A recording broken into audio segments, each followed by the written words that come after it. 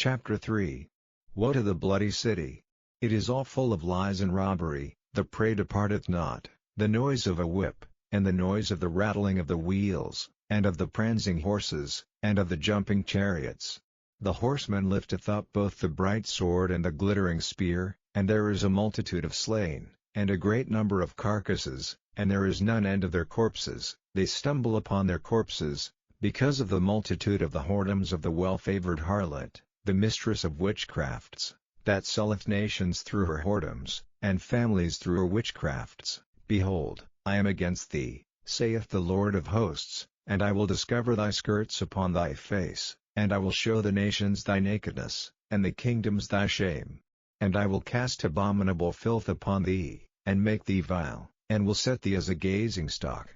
And it shall come to pass, that all they that look upon thee shall flee from thee, and say, Nineveh is laid waste, who will bemoan her? Whence shall I seek comforters for thee? Art thou better than Populus? No, that was situate among the rivers, that had the waters round about it, whose rampart was the sea, and her wall was from the sea. Ethiopia and Egypt were her strength, and it was infinite. Put and Lubim were thy helpers. Yet was she carried away, she went into captivity, her young children also were dashed in pieces at the top of all the streets, and they cast lots for her honorable men, and all her great men were bound in chains. Thou also shalt be drunken, thou shalt be hid, thou also shalt seek strength because of the enemy. All thy strongholds shall be like fig trees with the first ripe figs, if they be shaken, they shall even fall into the mouth of the eater. Behold, thy people in the midst of thee are women, the gates of thy land shall be set wide open unto thine enemies, the fire shall devour thy bars.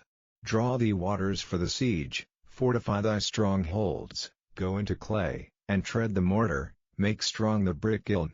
There shall the fire devour thee, the sword shall cut thee off, it shall eat thee up like the cankerworm. Make thyself many as the cankerworm, make thyself many as the locusts. Thou hast multiplied thy merchants above the stars of heaven, the cankerworm spoileth, and flieth away.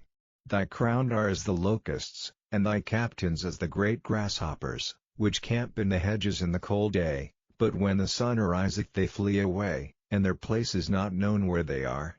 Thy shepherds slumber, O king of Assyria, thy nobles shall dwell in the dust, thy people is scattered upon the mountains, and no man gathereth them. There is no healing of thy bruise, thy wound is grievous. All that hear the bruit of thee shall clap the hands over thee, for upon whom hath not thy wickedness passed continually?